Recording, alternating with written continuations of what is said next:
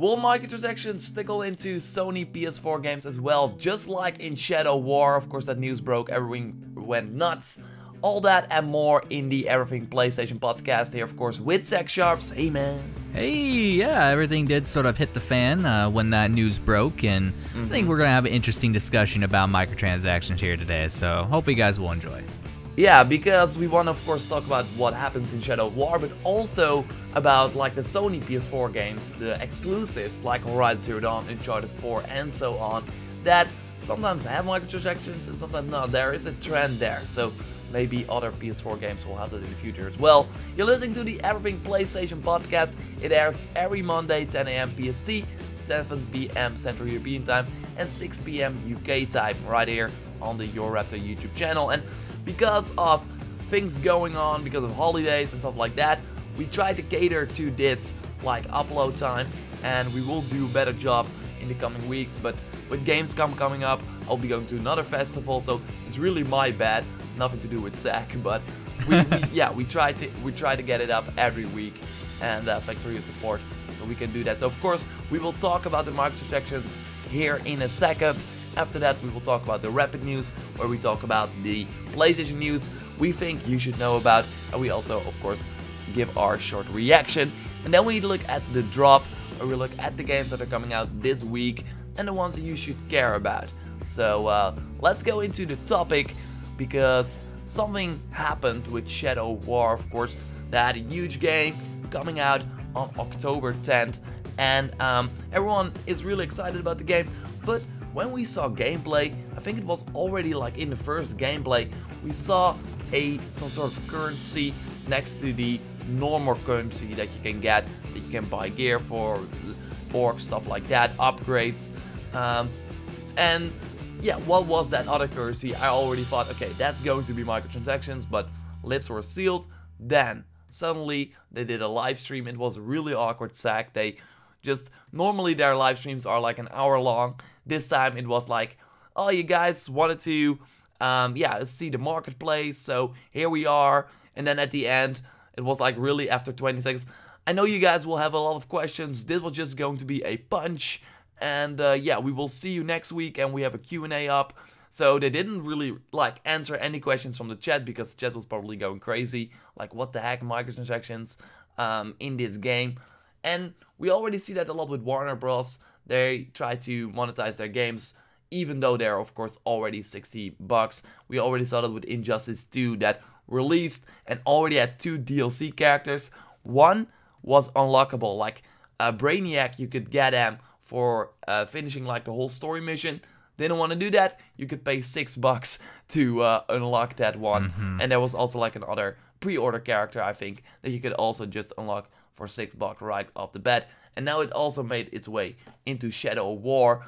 And where it gets really interesting is that there's also an online mode. So you could, of course, say single player, it doesn't really matter. Who do you... Yeah, you, of course, pay to progress, so you can buy XP boost, but also gear, like loot boxes that have legendary gear in there for your character to become stronger. And also orcs to, you like take over these forts, and then these orcs that you kind of get from taking over these forts, you can take them over and then put them in your own fort. You can also get these orcs from the loot boxes. I don't know how that works, like an orc in a loot box. But yeah, you get that. And there's also an online mode where you can take on other people's fort and yeah, have the orcs like signed to a place. And yeah, the better orcs you get, the harder it is for the player to take over your fort. There's a whole leaderboard system, so meaning that if you spend $100 on these orc loot boxes, you get the legendary orc that is really strong, so the other players will not be able to take over your fort. Yeah, I mean, essentially it's pay to orc, you know? Yeah, exactly. But that's what really got me, like, that part of the game as well. Of course, you don't have to do that. You don't have to participate in that online, probably pay to win thing that is going on right there. And everything that you get from these boxes is also in the game. And there, I think, where we get our first argument. Before we look at Sony games, let's first a little bit unpack this Shadow War thing. That's where I think this is kind of getting crazy, because if they put this in, if they know, okay, or if they want to push people towards this microtransactions thing, you might think that they will make sure that the legendary orc that is really like really strong and stuff like that is super hard to get. Like they maybe made it extremely hard to get, so you will be forced to go to that loot box and pay some money. Yeah, and I mean, it's one of those things where I understand it in a multiplayer scenario, where, like, for example, in Uncharted, you have the situation where in multiplayer you can get microtransactions or whatever. That's fine, you know, as long as it's not like pay to win or whatever, where you could buy a weapon that is unachievable by anyone who doesn't pay, that has significantly more power. That's the only time I think it's not okay. But like in a single player experience where these microtransactions will, it's not a question of if, they will influence the rarity of whatever you would get in those chests normally. That's when it becomes a problem, because if these sell, and they probably will because people just don't think about these things, it's going to trickle into other games possibly in the future, and it's going to ruin a lot of people's experience, because it's going to go from where we used to be in the past, where you would do challenges to unlock things, you would go out in the world and complete quests to unlock things, to, oh, well, there's now loot boxes for everything, and if you pay an X amount of money, you can unlock everything in the game.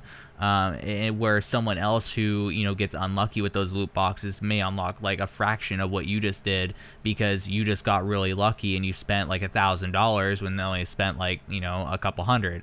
Like it's going to become madness, where it's not about the player's skill, it's not about actually playing the game, and it's about just loot boxes. And that's why I'm starting to get really irritated when I see loot boxes. Like even in Lawbreakers, there's no reason for loot boxes to be there. It's a buy to play game. Why do you have loot boxes? Let me complete challenges based off of my skill, based off of my own personal achievement, not based off of how much time I can spend going into your random generation machine that will inevitably just be a microtransaction later on when your game goes free to play. In Shadow of War, it's single player. Why is there microtransactions? Same thing with Rise of Sun or Rome back in the day. There was no reason for it. There's no reason for it here, and it's a very irritating matter for me as a player. Yeah, and you mentioned Lawbreakers, and that one is like $30. I'm not like defending them at all, but this one is also like $60. It's just a regular game. And of course, right now we don't know how much it impacts. Like if you maybe spend 30 hours and then you already have the best orcs that you can also get from the loot boxes, that doesn't matter, but I don't think that will be the case, because this game is huge. They put a lot of stuff in it, and I think they really have some sort of randomly generated system for the orcs as well that give them the random stats and stuff like that. So yeah, there's just so much stuff to get, and I can't help but think that they, when making these things like achievable in the game, they thought about, but we do have to make it a little. They probably like said with some like doctors about how to make sure that it still is fair, but how they could push it as far as possible to still push some people towards these loot boxes. And yeah, of course, the loot box like topic, I think is maybe something completely different, because it's making their game or their way into many games. I think that, I mean, it was already like in games 10 years ago. MMOs already had these loot boxes for a while, that you had to buy a key and then you could get like random stuff. And now we kind of see it in AAA games as well, because Overwatch like implanted it and it did really well with that. And now other games are like, wow.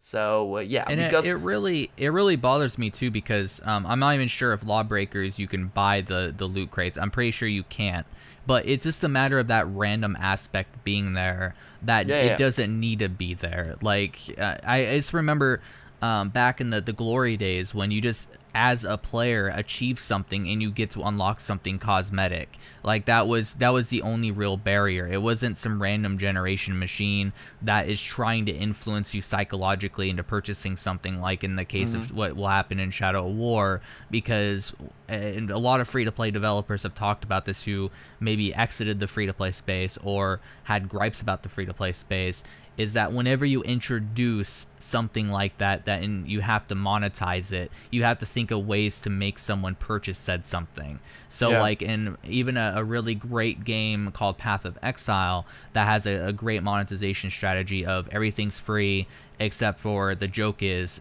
you have to pay to be pretty. In Path of Exile, the incentive for you to purchase things is to make your character look amazing. There's no power associated with that. It's just cosmetic wise. So there's always a psychological draw to try and get you to purchase things whenever there's microtransactions introduced. And so, you know, in this particular case and other cases that, you know, may pop up in the future, and, you know, we could predict about Sony games, it creates an issue where what are they trying to influence you to do and how are they trying to influence you to do it, when we shouldn't even have to think about that. We should just be able to buy a game for $60, play it, have a good time, and, you know, just have the full experience as it was originally intended before all this monetization was included. No, I totally agree, but I do have to say though that because I also made a point with Horizon Zero Dawn. Of course, Horizon Zero Dawn does not have microtransactions, but it does have some deluxe edition outfits, or outfits that you could only get for pre-ordering, collector's edition, stuff like that. And right now, nobody can get them. And I can see, I mean, because of course, microtransactions is just that, yeah, you pay a little bit on top of not like the money you already spent. But I would be willing, if I did not have the deluxe edition or the collector's edition, I would be willing to spend the $2 to get that outfit. But that outfit does not really impact the gameplay that much if they just made it cosmetic. In Horizon Zero Dawn's case, they made the outfits that you get from the deluxe edition or the pre-order like only one modification slot, and if you play Horizon Zero Dawn, you know, whoa, that's really bad, but still it looks cool. So if you're just wandering the world looking at an outfit, it could be cool. And I said that if they planned on adding more like outfits that did not really impact the gameplay, I would be willing to pay for that. But with Shadow War, it's different, because it's not that the outfit, like you can say, okay, I want that cool outfit to make Talion look cooler. No, you really get like weapons, like legendary gear that is really powerful. Yeah, you could just get that for spending a lot of money, and yeah, just be fine with that. If they only made cool outfits for your character that you could buy and not put them in a loot box as well, because why do that? Then I would be more fine with it. Then I would be, yeah, I understand it more. While right now, it does impact the gameplay, and the online mode comes on top of that, because you get this $60 game, and a lot of people are saying, yeah, you don't need to play the online mode, but you get this full package. You want to experience everything. Okay, otherwise I want to pay $50 to not experience that online mode. Of course, you can do that. So you still want to experience that, and that mode will be plagued with a lot of people that do spend a lot of money, and so that will just kill the fun for probably a 20% or 15% of the game.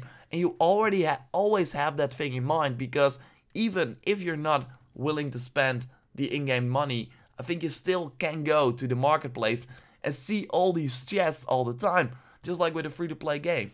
And what's also interesting before we move over to the PS4 games is that they will do different chests. Like they don't know, they didn't say like every week or every month, but sometimes they will have a new chest with only orcs that can do a lot of damage. So there's a special festival chest. It looks like a free-to-play game. Well, I mean, that is not where you should be thinking about. You have not even released the game. I would also be more fine with this if they added this half a year after the game.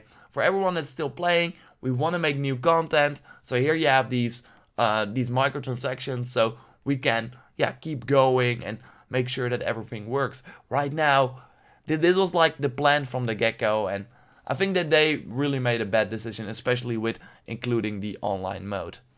Any last words on the Shadow War thing? I just have to say it's going to be very difficult to say that they made a bad decision, because I have a very sick feeling that this game's going to sell really, really well, which is going to create an opportunity for them to have a decent conversion rate on these microtransactions and feel like they made a very great choice.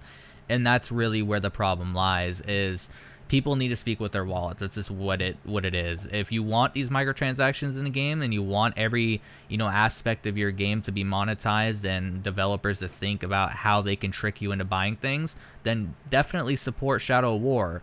But in its current state, I wouldn't touch it at all. Like, I don't even have any plans to buy it unless it's like $5 on a value bin. So, I mean, that's just how I take hard stances on this stuff, because this stuff trickles into other games and causes even bigger issues down the line. So, yeah. Yeah, so other games, we right now, if you look at the PS4 exclusive games, because also when this Shadow War news broke a few days later, Gran Turismo Sport announced that it will not have microtransactions. It was an interview where the developer said, no, we will not have microtransactions. But looking at Gran Turismo, I mean, I can think of a million things they can nickel and dime you. Oh, yeah. And I think that other racing games are doing that, like other racing games that are coming out this year as well. Forza Horizon 3 has microtransactions, a good bit of them. For example, yeah. So I can only imagine the other Forza game, the new one coming out, will have that as well. Yep. So that's a pretty cool thing. Like, the Sony exclusives right now, only Uncharted 4 has microtransactions, The Last of Us Remastered has microtransactions, and Drive Club, because Bloodborne, no, that has DLC. The Order 886 did not really have DLC at all. Infamous Second Son, they also had some DLC, but that was really like new content you could buy. Killzone Shadowfall, I think that also like had some free DLC and then some paid DLC.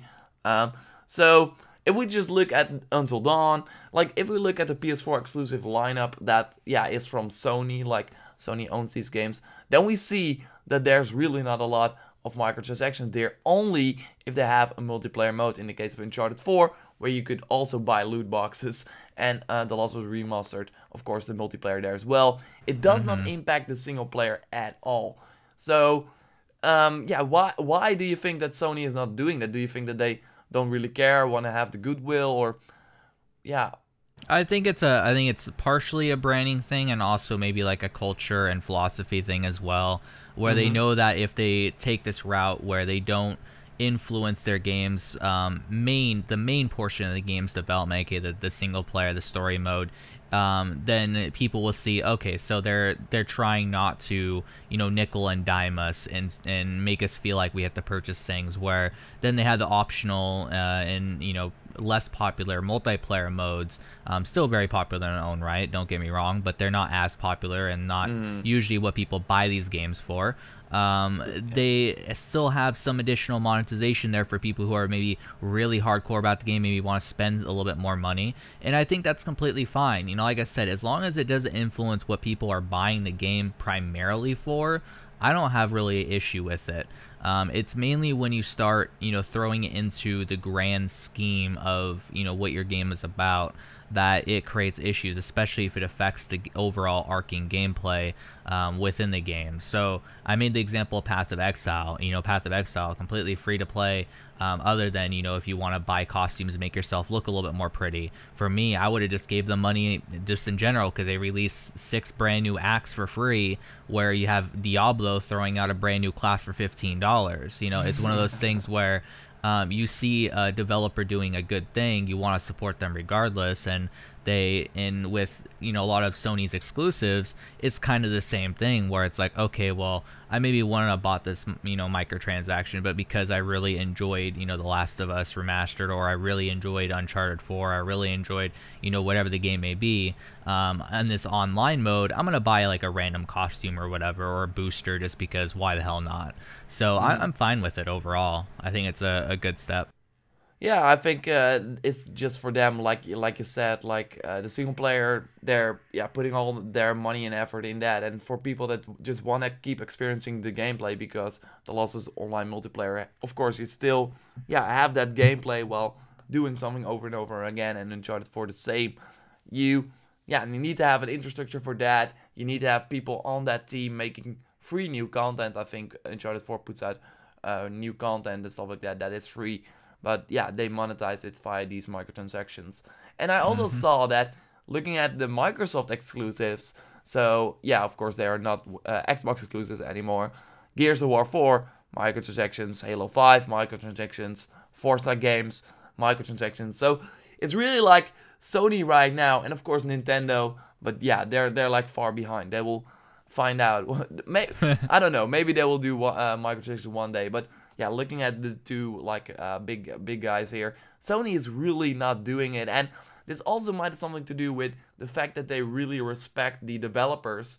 And I know that, for example, Naughty Dog, they really can do what they want. Like, they're just they leave them alone, make the game you want, release it when you think it's ready, and we will put it out and it will make a lot of money for us. So it's a win-win. And now with Horizon Zero Dawn, with Guerrilla Games, it's exactly the same thing. They delivered on a fantastic game. They're now hiring a ton of people to release DLC, make a completely new game, probably launch it with the PS5, something like that. That would totally be insane. So they don't really need microtransactions for that, and they still keep the goodwill. Although I think that if we look at the future, I think that, for example, if The Last of Us remastered right now, multiplayer has microtransactions, I think Last of Us Part 2 probably has that too for the multiplayer. I mean, why change that if you can... Yeah, and Death Stranding going for a little bit online. I'm curious to see if that one will be monetized in that way as well. And that would be interesting, because that is for... I don't think that a lot of people will be buying that for the single player experience. So, what other games are we coming up? Like God of War, I don't see any microtransactions in that. It's also a single player game, obviously. Then we have Detroit Become Human. It's also that Sony is just really making these single player type of games, while Microsoft is, of course, also with Gears and Halo. Those are more multiplayer focused titles. But I think that those titles, like the PS4 exclusives, should just really be to... where we already talked about a lot, like on this podcast, they should really be to pull people to your platform, and that's really what they do. So to then nickel and dime your fans as well is a little bit too far. So I'm happy that Sony doesn't do it, and that Gran Turismo Sport, while having a lot of opportunities, of course that game does have multiplayer, it will not have microtransactions. I think we can be pretty happy with that. Of course, we're now in a space where you are happy when there are no microtransactions, where it should just be mad at people that do have it. But it's where we're going. A lot of people are also saying, single player games, they don't really get made that often, and this is the reality that we live in. That we do have to have these microtransactions to get these single player games, but.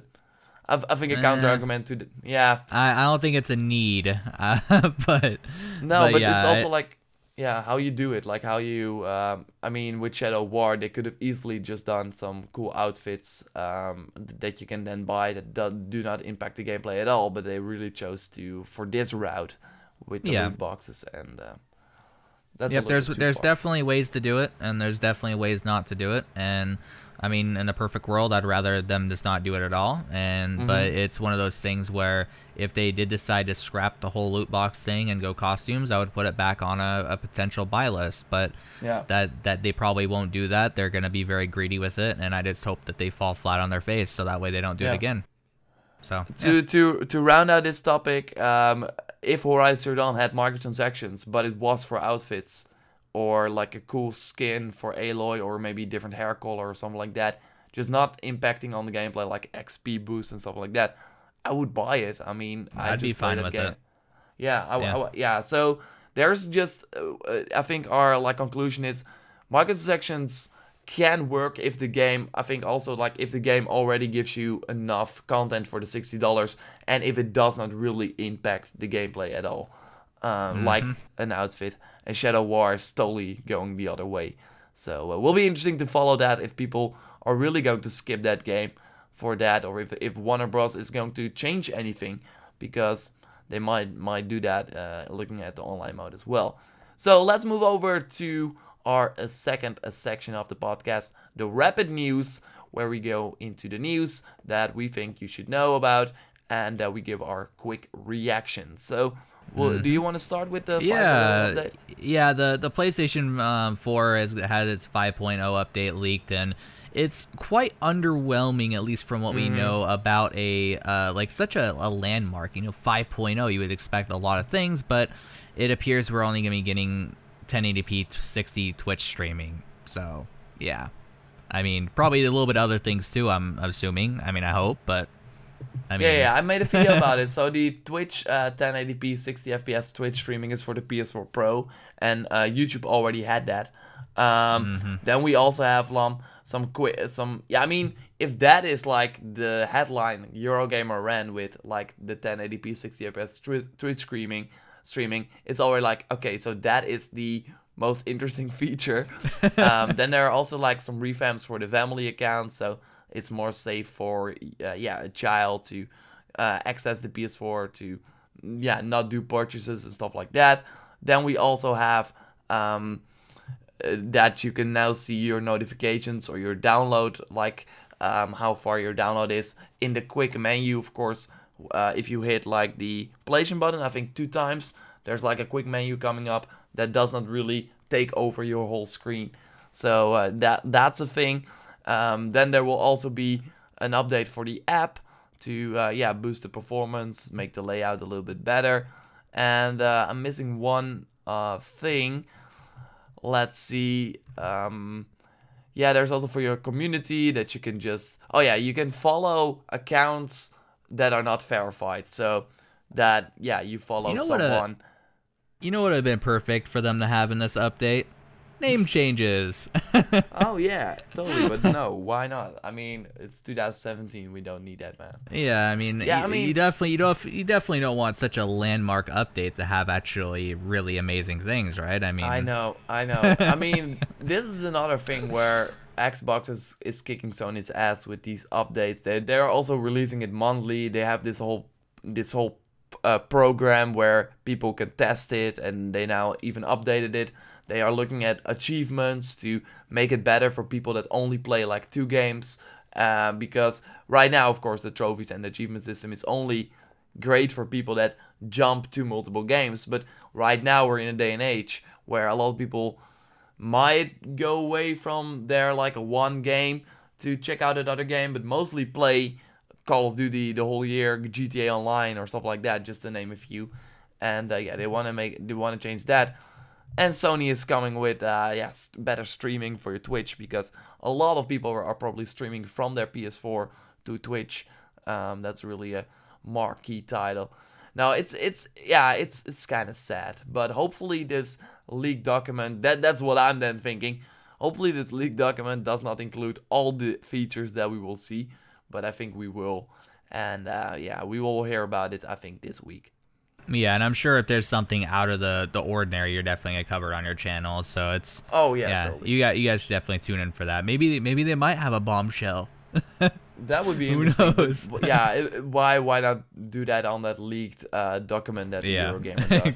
Exactly. So another thing I already covered, obviously, on the channel while I was on a camping, Horizon Zero Dawn, the Frozen Wilds DLC, will be coming out on November 7th.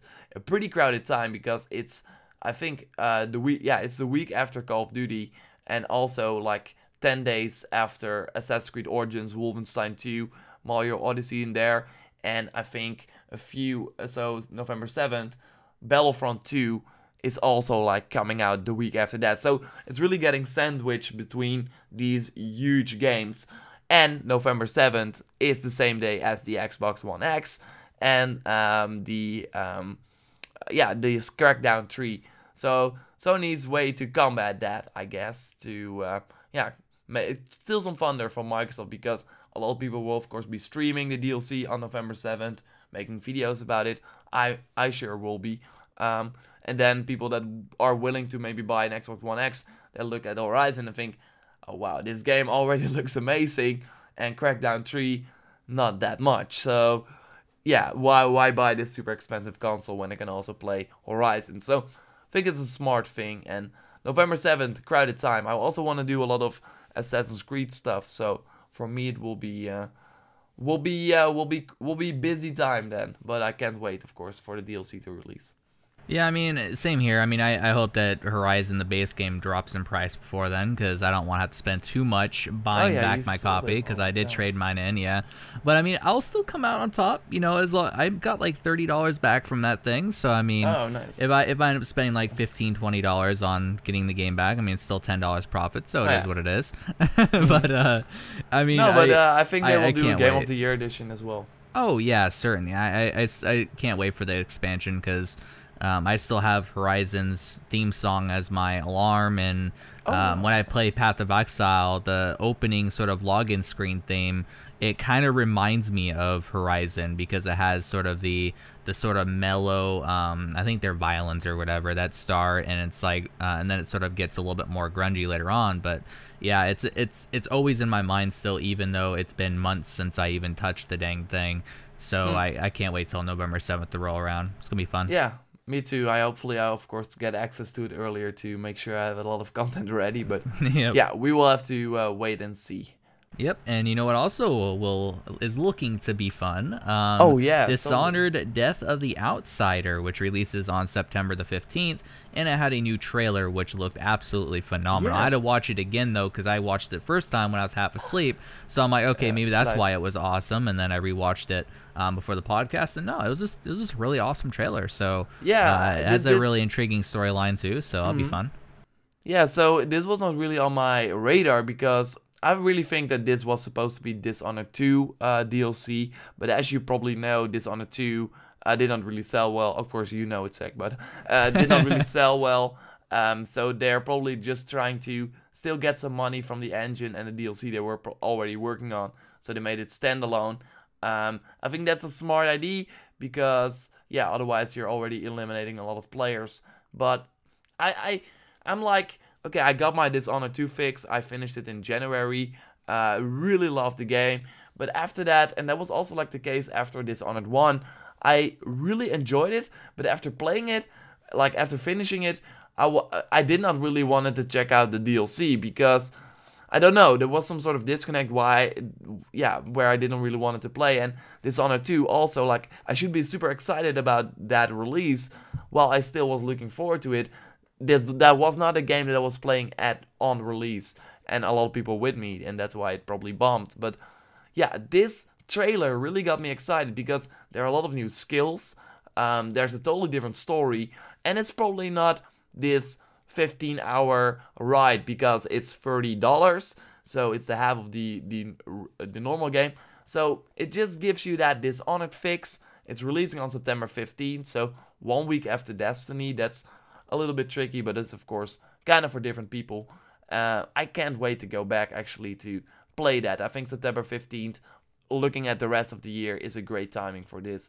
So I hope a lot of people will pick it up, and hopefully we will see more Dishonored, because if this also bombs, if nobody cares about this as well, then I think that's the end of Dishonored, sadly. Yeah, and that it's really cool that they're doing it for $30 and it's standalone, because we need more $30 games out there, because there's really no reason why, you know, there can't be smaller storylines released for, you know, lower prices. Like we saw Hellblade released recently for $30, and everyone's loving that game. Like there's not really a reason why you have to just throw out a $60 price tag and throw in a bunch of, you know, filler content to make it feel like it should be $60, when realistically you remove all that filler and it should be a $30 game. I think a lot of people would love that, and I really hope that this particular standalone content for Dishonored succeeds because of that price point. So maybe, you know, Bethesda as a publisher sees that that's a possible route for their future titles, and Arcane as a developer sees that as a future route as well, because that would just be amazing. And I'm very much looking forward to this, because it probably will be a smaller experience, and because I just finished Dishonored 2 not too long ago, it won't feel like it's overstaying, so to speak. So that's good. No, I think that maybe if this succeeds indeed, then we will see more Dishonored titles this way, that Bethesda's not really having to commit to this full-priced game with a huge marketing budget, but that it will just release these smaller titles that will sell X amount, but that's enough for the series to go on, because I really like it and would be sad to see it move. Yep. Destiny 2 though has a lot of content for you, $60, Zach. It will have 80 plus activities. What's interesting is that there was a Edge, like the magazine is coming out, and those guys already finished the game from start to finish, the story mode. They said it was actually good. But going back to the 80 plus activities, the previous Destiny had 44 activities, according to someone on Reddit, and that includes like strikes, the raid, the patrol missions, the story missions, stuff like that. So Destiny 2 having 80 plus and potentially a bigger open world to roam around in. Yeah, it looks like it will just be 2 times as big as the original Destiny was, and it had to be fair, because Destiny 1, a lot of people, like, after you finish the raid, there was really not a lot of stuff to do. So and I think that Destiny 2 will also, that's of course also what Bungie stressed, it will have a way better content schedule post-launch, where they will really keep out, or keep pumping new content sooner than we saw with Destiny 1. So will be interesting to see. I don't know. I'm not looking forward to it. If it did not launch, I would be fine with it as well. But I will still be jumping into it and see what it's about, and probably like it a lot. And yeah. I mean, the only reason why I'm going to be playing is because my friend had a bunch of World of Warcraft gold, and he dumped it all into WoW tokens and had enough for 3 copies, so that's the only reason why I'm getting it. And so, I mean, if it just didn't launch, I'd be like, okay, whatever, I don't care. I'll play something else. I'm curious to see what you will think about it. Yeah, I mean, I ripped the first one a new one extensively, so I'm hoping that this one is better, because I'm longing for Bungie to go back to their roots, and hopefully with this one, with having more activities, it means that they fleshed out the story, they fleshed out the content, they put a bit more depth there, and made it have the realization of the potential that the first one had, but didn't at all execute on. So yeah, I'm hopeful, but I'm kind of in the same camp as you, where if it didn't launch, I wouldn't really care too much either. Yeah. And that's sad to say, because I did play a lot of Destiny 1, but I really got the feeling that this is the same game over again. They just got to, they just made a lot of balance changes, and they added, of course, some awesome stuff that we kind of missed in the first one. But it does not feel, I mean, I stopped for a reason, and I don't think that Destiny 2 will, energize me to spend way more hours into that. But we will see. Of course, it's still looking cool and stuff. And it's releasing in a great time. I mean, what other games are coming out? Speaking of games that are coming out this week, The Drop, of course, every week PlayStation puts up an article where they discuss all the games that we can buy this week.